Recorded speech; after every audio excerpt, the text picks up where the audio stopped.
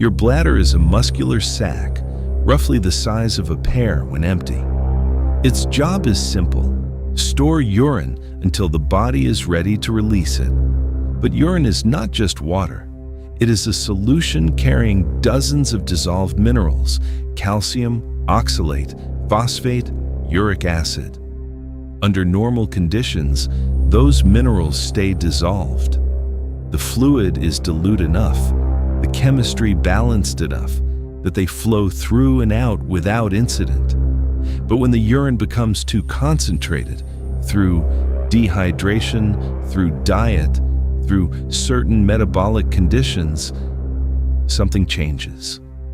The minerals reach a saturation point. They can no longer stay dissolved. And they do what dissolved minerals always do when their solution becomes too concentrated. They crystallize. The first crystal is microscopic, invisible, weightless, a single lattice of calcium and oxalate, locked together at the molecular level. But it doesn't leave. It settles at the base of the bladder, and the next wave of concentrated urine brings more minerals, and they attach to the crystal that is already there, layer by layer, molecule by molecule, over weeks, months, sometimes years, until what began as an invisible speck has become a stone. The chemistry of formation is worth understanding. The most common bladder stones are calcium oxalate. Calcium and oxalate are both normal constituents of urine. The body produces them, filters them, and excretes them constantly. The problem is not that they exist. The problem is the ratio. When urine pH shifts, becoming more alkaline or more acidic, the solubility of these minerals changes. What was dissolved becomes insoluble. What was invisible becomes solid. A second mechanism: reduced urine flow. The bladder that doesn't empty fully, regularly, allows urine to pool. Pooled urine concentrates. Concentrated urine precipitates. The body is not malfunctioning. It is following the laws of chemistry in conditions those laws were never designed for. A small stone, under 5 millimeters, can pass on its own. The bladder contracts during urination. The urethra stretches, and the stone moves through. It is not comfortable, but it is the body solving its own problem with the tools it already has. Larger stones don't pass. They sit at the base of the bladder. They grow. They irritate the bladder wall, triggering urgency, frequency, sometimes blood in the urine. In some cases, they partially block the urethra, obstructing the flow that should be clearing them. The body recognizes the obstruction. The bladder muscle thickens. It contracts harder to push against the resistance.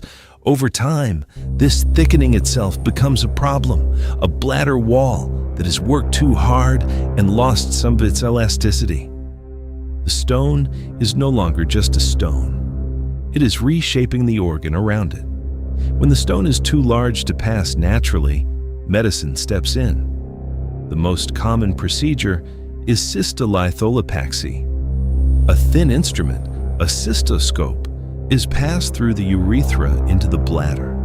It carries a camera, a light, and a tool.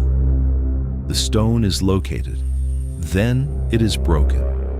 Using either a laser or ultrasonic waves directed precisely at the stone's surface, the procedure fractures the mineral structure along its crystalline fault lines. The same structural weaknesses built into it during the layering process that created it. The laser doesn't burn. It resonates. It finds the frequency at which the crystal structure fails and applies exactly that energy. The stone, which took months or years to accumulate, fractures in seconds. The fragments are small enough now to be flushed out by the bladder's own flow or removed directly through the cystoscope. What remains is a bladder interior that looks, on camera, remarkably intact. The organ that was being slowly reshaped by a growing mineral mass now has clear walls again. The body does not celebrate. It simply resumes. A bladder stone is, at its core, a story about concentration. Too much of something the body produces normally, in too small a volume of fluid, over too long a period of time. The body did not fail. It followed its own chemistry exactly as it always does. The intervention, the laser, the cystoscope, the procedure, is not correcting a malfunction. It is removing the consequence of conditions that pushed a normal process past the point it could manage alone.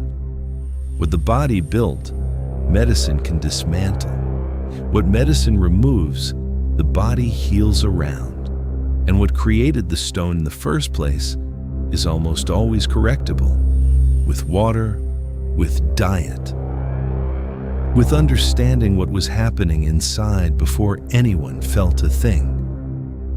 Your body built something remarkable in the wrong place. Now you know how.